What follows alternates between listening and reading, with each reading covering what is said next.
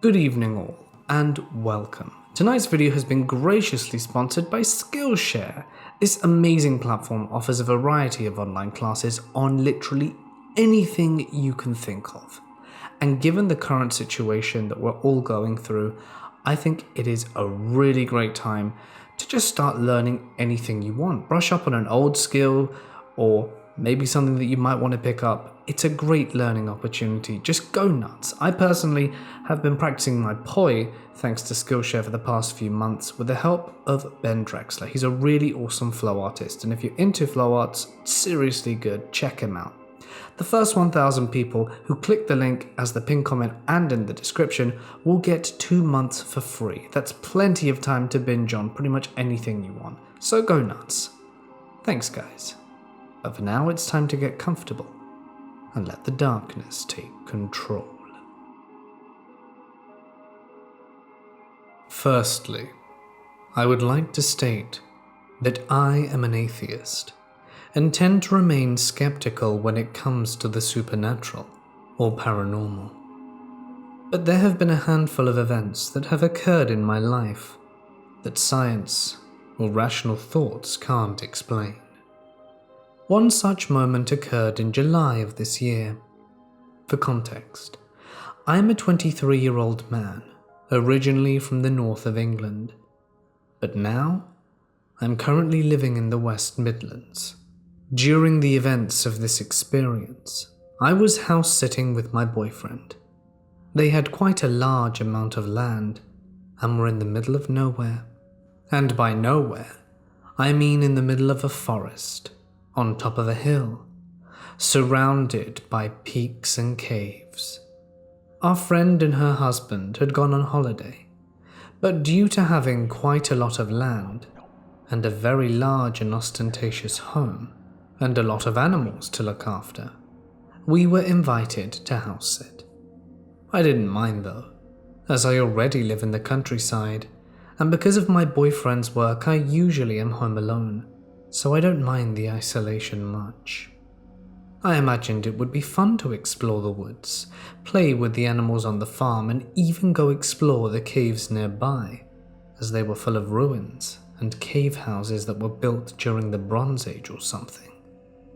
We were staying in the guest house and were tasked with making sure the gardens were looked after, the yards were kept clean, and the house itself was secure, and that the 6 horses, 5 geese, and 2 farm cats were all looked after. Despite it being a lot of work cleaning up after the horses and just generally looking after the place, we were enjoying ourselves, taking time to swim in the pool and binge watching Netflix. However, my boyfriend has recently been promoted and was unfortunately called into work for the last few days of the week. He tried to make sure that he helped me with all the jobs before he left in the afternoon. But on Friday, I had to do the afternoon chores all by myself. So after feeding horses, I put the geese back into their shed, making sure they had water and food, when I noticed the 2 farm cats acting very strange. Harry and Jack, despite being tough farm cats, had the nicest disposition ever. They were really friendly, but now they were stood by one of the biggest gates on the yard, hissing at the bolted and locked wooden gate. Then suddenly they stopped hissing and climbed back into their little wooden house, seemingly for the night. After locking the geese in their hut and making sure it was secured against the local fox, I went over to the big yard gate.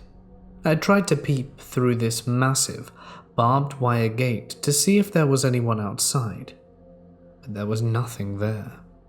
In truth, I didn't expect to see anyone, because the house itself was in the middle of the forest and hills. Pretty much, I was in the middle of nowhere, and the nearest village was a 20-minute drive away. I just chalked the cat's odd behavior up to a naughty fox trying to sneak in, but I couldn't help but feel a little on edge.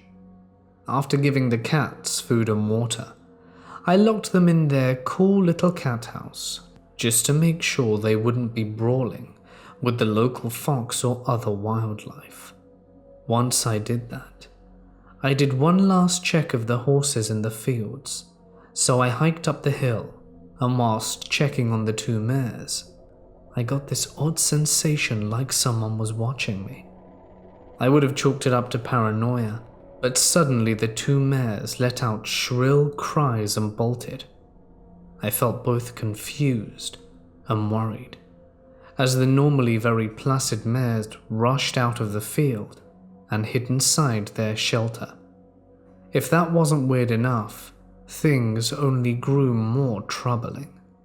When I made my way back down through the fields, I discovered all the horses were doing the same.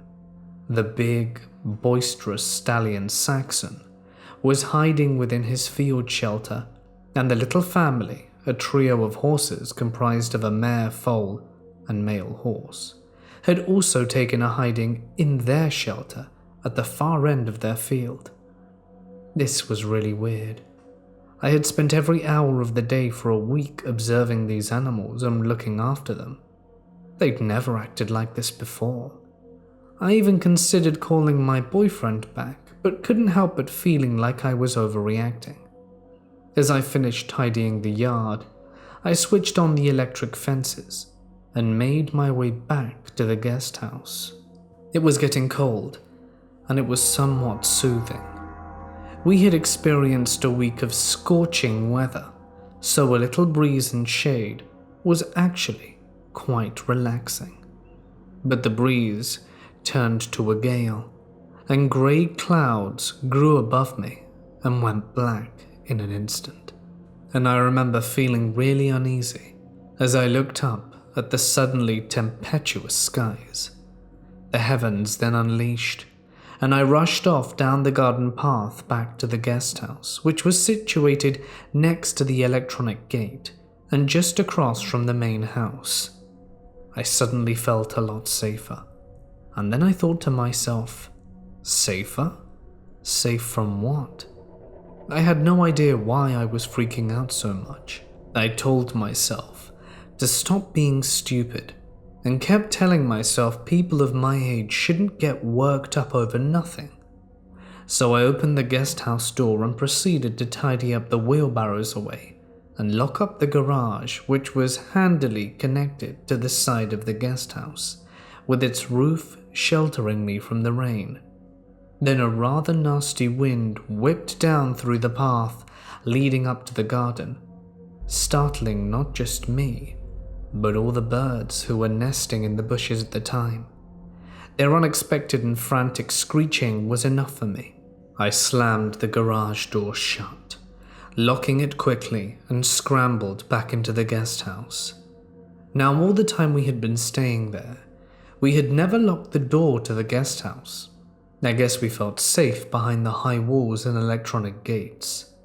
I see now that we were foolish to think so. Yet something about tonight made me want to lock that door. Perhaps it was because of the weather, or the strange behavior of the animals. Or maybe it was the notion that my boyfriend, the only person who knew I was out there and who could help me, wouldn't be back until 3 a.m. Regardless, something about tonight made me feel like the simple wooden door and its easily smashable glass windows were all the protection I had. So I locked the door from the inside and kept the keys in my pocket. Sitting down on the sofa, I turned on the television and began to watch my favorite soap opera to take my mind off my irrational fears. However, every now and again my eyes would veer away from the television and gaze out of the 3 very large windows, looking out across the gravelly front yard and the distant rain-drenched garden. I didn't know why I kept looking out of the windows, but in hindsight, I think it was my instincts telling me to do so, to keep a watch because something was coming. Evening turned to night, and I let out a tired yawn as I watched as the lights around the yard automatically came on. I looked out past the kitchen and out the glass on the door to see the patio light turn on, just as it had always done. I know it seems silly, but the idea of being surrounded by light made me feel safe. Nothing can hide in the light, and it seemed like the light was able to banish all bad things, all the bogeymen in closets, all the monsters under the bed. It could even get rid of nightmares. And now, I was safe, surrounded by my lights. How stupid was I? A loud knock rapped upon the guest house door, almost causing me to jump out of my skin. I looked over to the door, but the patio light had gone out and made it difficult to see anything. Feeling rather frightened, I turned the television off and looked out the living room window to check that the electronic gates were still shut, which they were. I kept thinking maybe my imagination had gotten the better of me, and that my fear had just made me believe I had heard the knock at the door.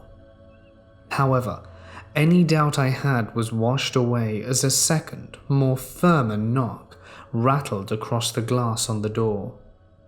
Utter disbelief took hold, and I could feel myself leave my body. That's how shocked I was. I mean, this isn't a street in the middle of an estate. This was the middle of nowhere. For a moment, I sat there listening to the rain drumming on the window of the guest house, and with a deep breath, I stood up, stepping towards the kitchen and the front door. To my shock and surprise, on the other side of the glass on the door were two young boys. They looked to be about 12 to 14, and the dark hoodies that they wore were sodden from the rain, as if they had been standing out there the entire night. They looked cold and pale, and a surge of humanity and compassion swept over me, causing me to almost commit a massive mistake. I rushed over to the door and went to open it, fearing that the children may be injured or lost. But then, it suddenly dawned on me. Where did they come from? How did they get in without me opening the electronic gates?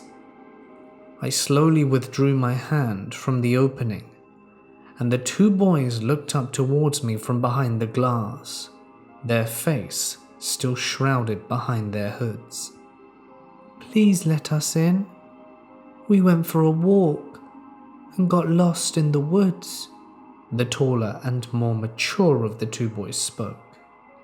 His words seemed more calculating and smooth than that of a child. "We're lost and cold," the small boy whimpered.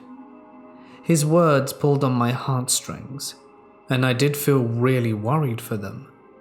But then, I once again reminded myself this wasn't possible, so I summed up all my courage and all my breath and asked the two children a question. "Where did you come from? How did you get in here?" "The gate was open. We saw the lights were on and rushed over.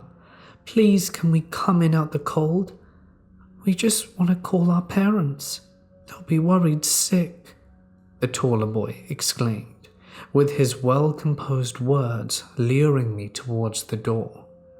Again, I found myself believing the words of the more mature boy, and I almost believed his explanation before I suddenly realized the gates had been closed since my boyfriend had left. Only we were in possession of the remotes used to open them, and I knew they hadn't opened. "You're lying. The gate's been shut all night. I never even saw you come in. So where did you come from?" The two young boys looked at each other, and then what happened next sent shivers down my spine.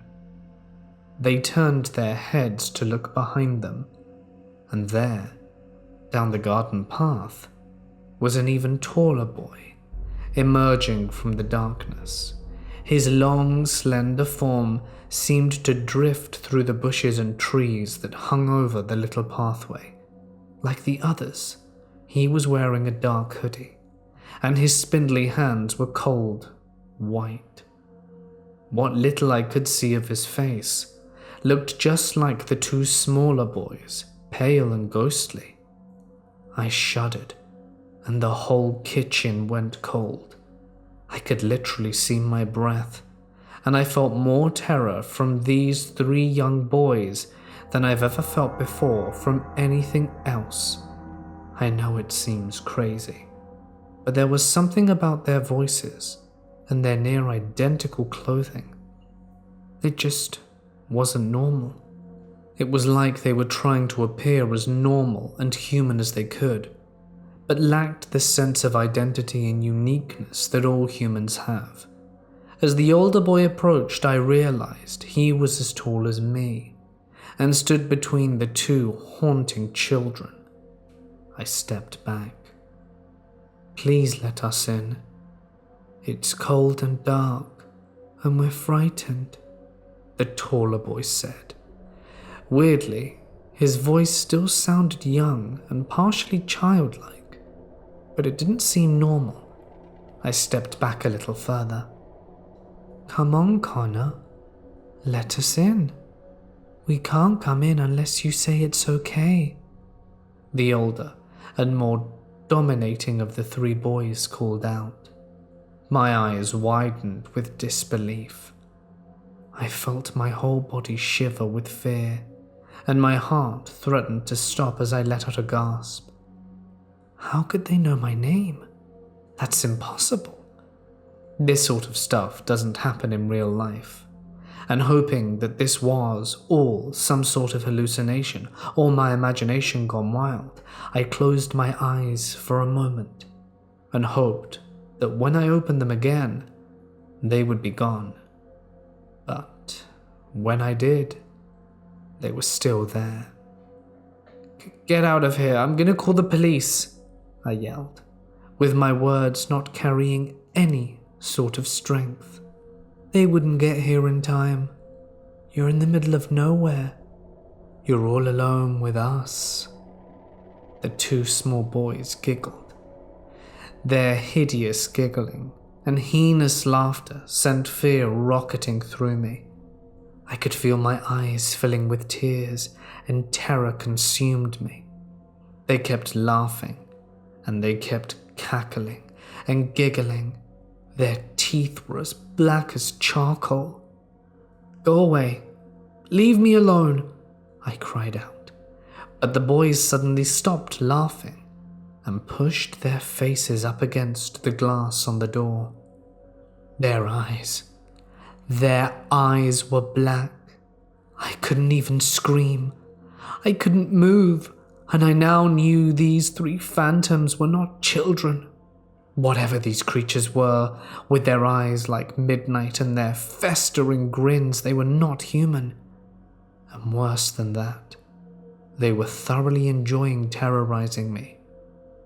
"You're going to die in there," the smaller boy giggled. At that, I let out a yelp and ran into the living room. I slammed the kitchen door shut and pushed one of the living room chairs up against it. I kept fearing that the simple wooden door would not keep them out, and staggered back towards the bedroom. But I could still hear them giggling and taunting me. I could feel my heart thumping, and the sense of fight or flight was taking hold. But I couldn't fight whatever those things were, and I couldn't run away either. Where would I go if I somehow escaped into the woods? I dreaded to think what else could be lurking out there. Or what if I managed to get to the horse fields? Would I be safe with them? I doubted it. And what if I was outside, and there were more than just three? As I wrestled with my chances and choices, I suddenly realized I couldn't hear them anymore. My eyes caught a glance of something pale, and I saw them, standing on the other side of the living room windows. Each of the three children was stood in front of one of the three large windows, grinning at me.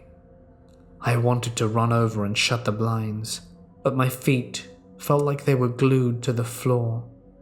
and when I finally felt movement return to me, I ran for the bathroom, the only room in the guest house with a lock. I locked myself inside and sat in the shower with the lights off, hoping they would just leave. As I laid there, praying to every god, angel, demon, and deity I could think of, but none of them answered my call. It was like the boy said, I was alone. For hours I stayed there listening to the boys as they continued to yell, "Let us in, let us in." It seemed like it would never end, until it suddenly and abruptly did.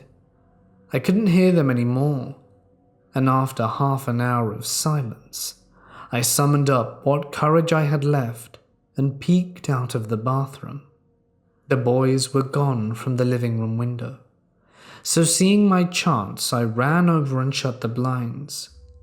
Then I wondered if they were back at the front door. So again I took a deep breath and pushed the chair aside and opened the kitchen door. They weren't there anymore, and the patio light was on again. They were gone.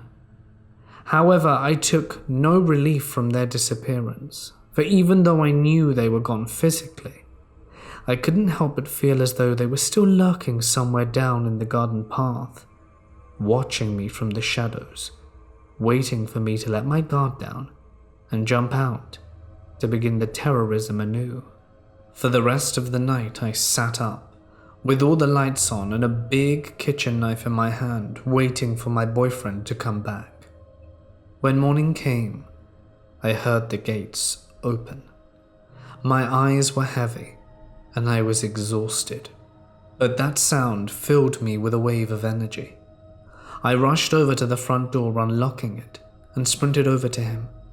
In a frantic ramble, I tried to tell him what had happened, and despite him saying he believed me, I couldn't see he did. Why would he? I was on edge for the rest of my time there. I couldn't sleep properly, and every time we were back on the fields or in the garden, I could sense their eyes on me. The following day, nothing happened, and the owners returned. I wanted to tell them what I had experienced, as they are good friends of ours, but didn't want to freak them out or sound crazy, so I kept it to myself. As we had breakfast with them, one of the owners, Steph, told us how much of a good job we'd done and asked if we'd enjoyed it, which I replied with a reluctant yes. Her mood changed, and her eyes looked worried as she asked if there were any problems. I assumed by problems she meant with the animals, and when I told her the animals were all great, she looked at me and asked if anyone tried to break in. I could feel what she was about to say before she even said it, and I knew I didn't want to hear it. I would prefer my experience with those boys to just be a hallucination or the onset of madness, but I knew from the look in her eyes that she was going to tell us otherwise. Steph said the last few times they went on holiday, they would come home and find footage on their CCTV of 3 boys knocking at the door late at night and calling for someone to be let in. They had the police search the grounds and the surrounding area, but there were no signs of a break-in. In truth, there were no signs that the boys even existed. I told her about my experience, and she seemed genuinely unnerved, and my boyfriend, who is as skeptical as they come, apologized for not believing me. They asked if we would ever house sit for them again, and I, without hesitation, said no. I never want to cross paths with those strange boys and their midnight eyes. I sometimes wonder what would have happened if it had not been me in the guest house, but someone more trusting. I wonder what might have happened had I let them in. I imagine I would not be here to write this account had I done so. I don't know who or what they are, or where they came from. All I know is that they weren't normal. They're real, and I will never forget my visitation from the black-eyed children. I was 19 when this happened. I live in Chicago, Illinois. My family and I used to rent an apartment in the McKinley Park neighborhood. Our tenants were, at the time, family members. My then aunt was 9 months into her pregnancy, and on that day her water broke. There was limited space in the 2 family cars, and the rest of my family went with her to the hospital, which was only a 15-minute drive from their current location. I volunteered to stay back, as I had the house all to myself. It was a 2-story house, 2 separate apartments, and the basement which was fully furnished. The layout is complex to describe, because the winding staircase that leads from the first floor to the basement is located in the first floor's kitchen. At the bottom landing to the right, immediately following the landing is a laundry room and an adjacent half bathroom. If you follow the corridor leading straight in front of the staircase, there's another room to the right, a bedroom belonging to my, at the time, uncle. Past that, there is a large room, a recreation room, with space for a minibar, a pool table, a set of weights, and a small cot or bed. This is relevant because as soon as my family left for the hospital, I headed downstairs to do some exercise. I went downstairs and I sat by the set of weights, loaded them, and got in position to start bench pressing. I did about 3 sets before it hit the fan. It started off very subtly. I was ripping out a set of bench presses when I heard the unmistakable creak of someone walking down those old winding steps from the staircase that leads from the kitchen on the first floor to the basement. I instinctively called out my sister's name, thinking that she'd come back. Nothing.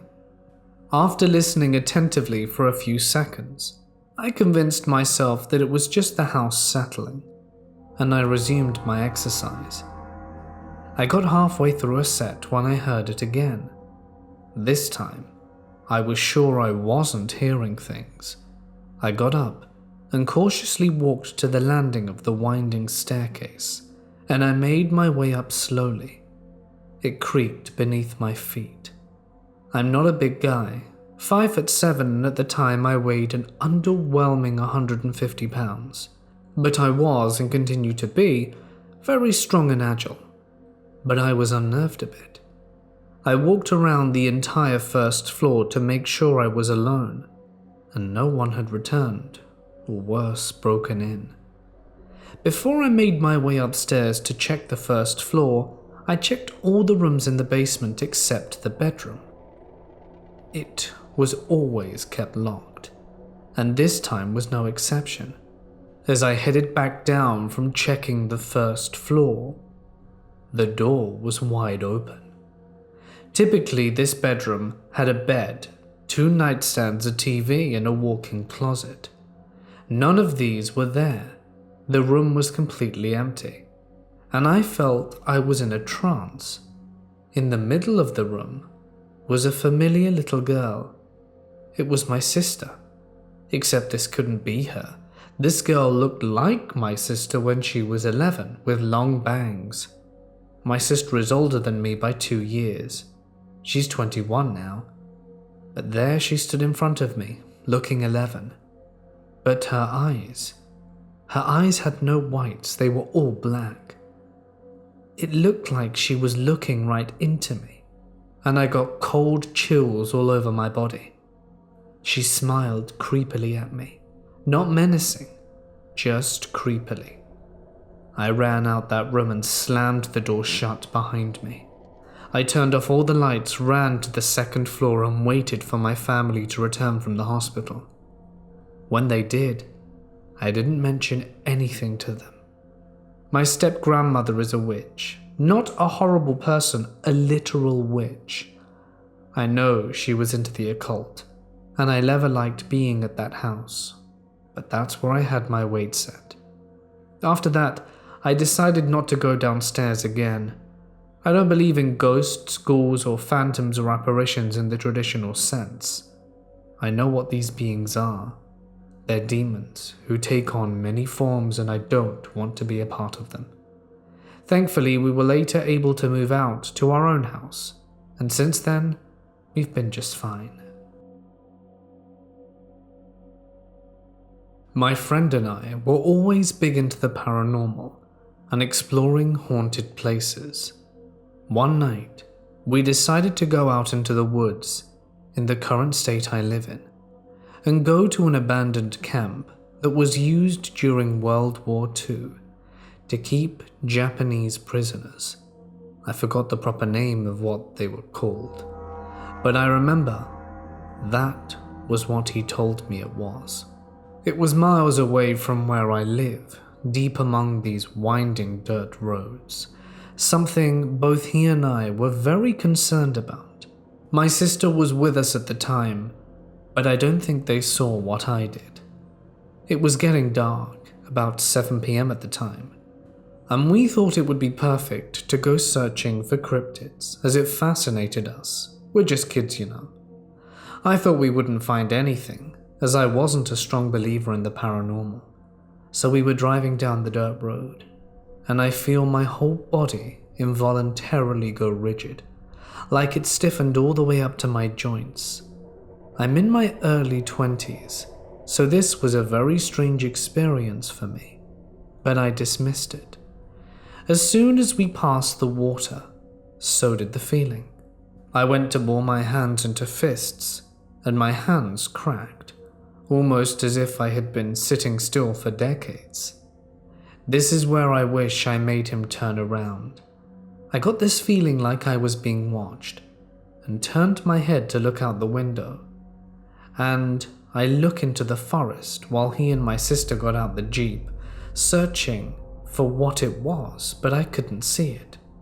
Shrugging it off and dismissing it, I stepped out the car, thinking it to be my overactive imagination or my ADHD playing up.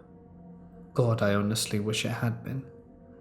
We decided to search for the remains of that camp, the one I mentioned earlier, and that is when he and I heard it. He heard multiple voices, or so he claimed. I did too, and the only house around was the one across the lake.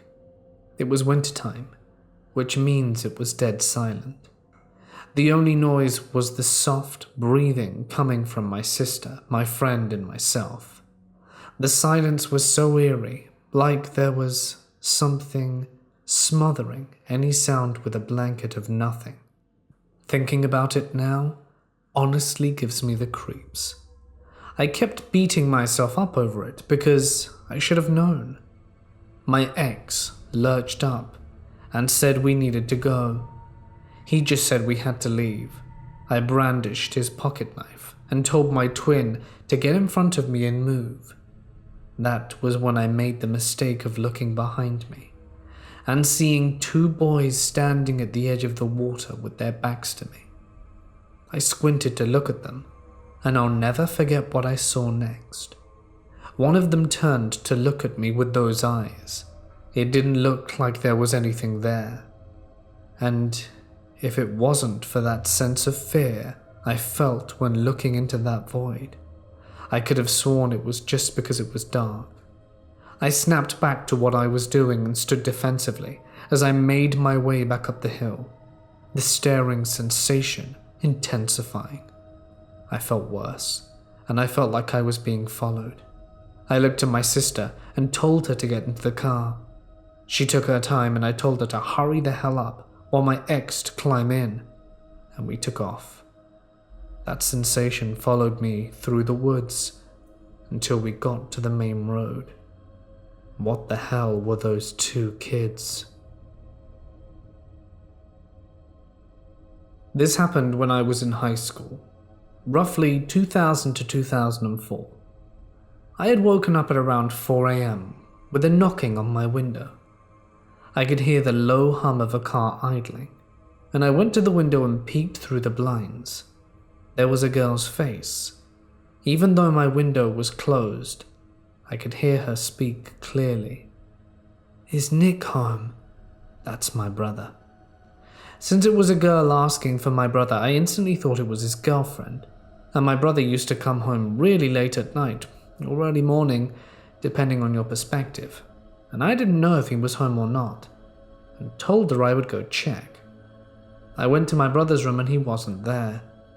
I returned to the window, and since I thought it was my brother's girlfriend, who I knew, I raised the blinds all the way up to this point. But it wasn't his girlfriend. My brother's girlfriend is tall and has blonde hair. This girl was short, had black hair and a ponytail, and I could see a car in the driveway too, which is what I was hearing. I told her he wasn't home, and she seemed nervous, and said to herself, "Nick, where are you?" I told her that he hadn't come home yet, and she walked away. I closed the blinds and went back to sleep, and laid in bed thinking about it. I didn't ever recall seeing the girl's eyes. It didn't occur to me in my half-sleepy state as I was speaking to her, but upon reflection, it seemed to me like her eyes were missing. I told my brother about her the next day, and he seemed to have no idea who it could have been. He could have been lying because my brother has been known to cheat on his girlfriend, so it could have been a cover-up. I know I wasn't dreaming, because this felt so real, and I've never had a dream like this before. Could it have been a black-eyed kid? But it did seem weird that she didn't appear to have eyes. Another thought occurred to me. I can't remember the exact time, but one of my brother's past girlfriends passed away in a terrible accident when she was underneath a jacked-up mobile home cleaning underneath it, when it fell and crushed her. They were broken up at the time. Perhaps it was her phantom, coming back to say goodbye. One last time. Not to mention my brother's ex-girlfriend had short black hair and tended to wear ponytails. In early October 2015, I saw what I speculate to be an adult black-eyed kid. I was making up some Halloween masks in order to put into an antique mall where I have a booth. I looked up from the sofa and saw through a window to my left someone staring directly at my house. They were standing on a knoll directly across the street on a neighbor's lawn. I did not recognize this person and thought it might be some drug addict or homeless person. I lived in a rural area, but houses are side by side on 1-acre lots.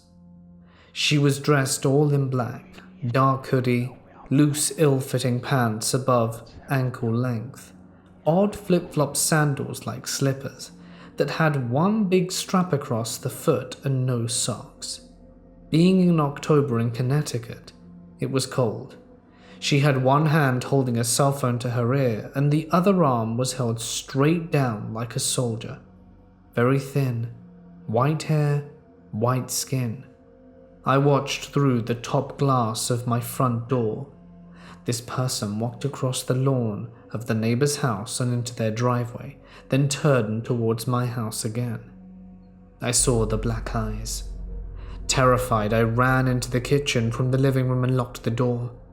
I saw it cross the street and go into my driveway, and I watched it walk to the end of my short driveway and vanish before my eyes. It appeared and disappeared from view, like from another dimension. Me and my sister went on a road trip a few months ago, and we had recently heard about black-eyed children, and we read stories about them for hours. The next day, I was with a few of my friends. We drove down an alley to get to a parking garage. Standing in the center of the alley was an old lady with white hair, wearing an old-fashioned white dress. Even from a distance, I could see she was staring at me. As we got closer, I noticed her eyes were completely black. I started shaking and didn't really believe what I was seeing. I really thought that I was fabricating it in my mind because of having read about it just the night before. So I asked my friend in a shaky voice, Does that lady have black eyes? Holy crap, dude. His voice instantly became shaky, and we turned around and went in another entrance to the parking garage. When we walked by the alley again a minute later, she was standing in the same spot. Every moment she was in sight, she was staring into my eyes. It was incredibly upsetting. I'm glad I didn't have to talk to her. She appeared to be 70 years or older. Could it have been a black-eyed senior citizen? Really chilling experience. I'm 14 years old. I'm from a hilly village in England. Recently I had been doing a project on urban legends. It was a class assignment, and most people did Bloody Mary. I chose Slender Man. I've experienced many paranormal things throughout my life, and this is a whole new level for me. So the reason I've mentioned the high school project is because it's relevant. There were 2 students which did black-eyed children. This was cool when it came to presenting. I started to feel sick to my stomach, and I thought I'd caught a bug. I asked to go to the receptionist and ended up passing out on the way, and my mother took me to see a doctor. But the doctor just said it could be a viral infection. Anyway, go forward 2 weeks later. I was walking my dog, going through the woods, since there's a thin path that leads to a golf course surrounded by wooded hills. As I was walking through there with my dog, it suddenly started getting chilly and a bit windy, and a bit of gravel flew into my eye. When I realized there was someone on the path, in a white dress covered in mud. It was a girl, and I noticed as I walked further that she had really pale skin. I was about 3 meters away when all of a sudden my dog cowered. I stopped and tried to calm him, but he wouldn't advance. The girl was facing the other way, and it wasn't until I actually went to tap her on the shoulder to see if she was all right that I realized she looked to be about 12. I hesitated as I went to tap her, and she turned her entire body round in one swift movement. She turned her head first, and did the same with the rest of her body, ending with her feet. "Are you okay?" That's when I noticed. Her eyes were black and looked like marbles.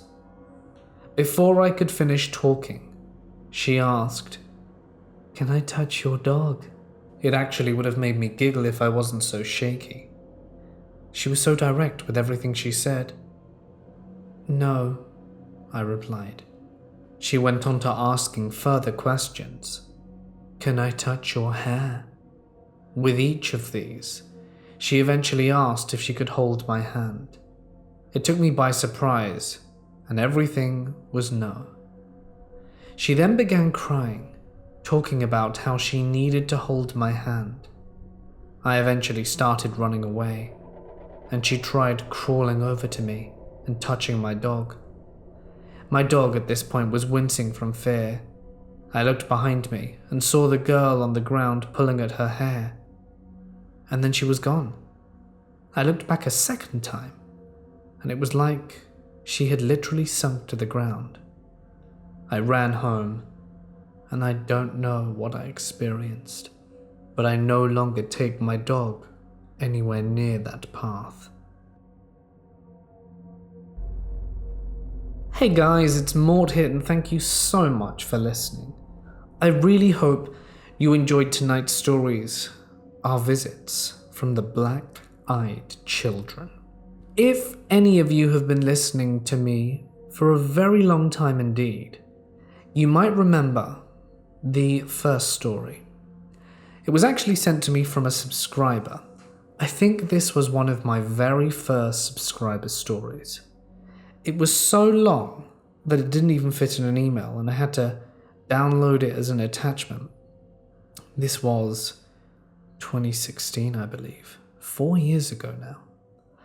And I published it the first time on a super old video, and then I think I republished it about 2.5 years ago. if I'm correct, because I liked it so much. And I really doubt most of you would have heard this story before, as it was subscriber submitted, and I haven't used it very often.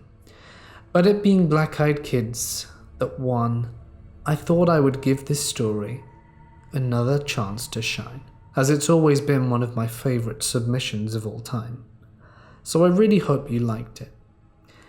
If you liked the video, please don't forget to let me know, and you know all the other stuff to do as well. I'd like to extend a huge thank you to my wonderful patrons for their continued support and financial contributions. If you too would like to become a patron, you can find the link in the description on how to do so. Thanks, guys. It really does mean a lot. Well, with that being said, I think it's time to end the video. And I'll put up another poll tomorrow and give you camping, deep woods, and one other cryptid. Maybe Bigfoot, maybe aliens, but I think I need a few more stories before I can make that happen. Stay awesome, and I'll see you in the next one.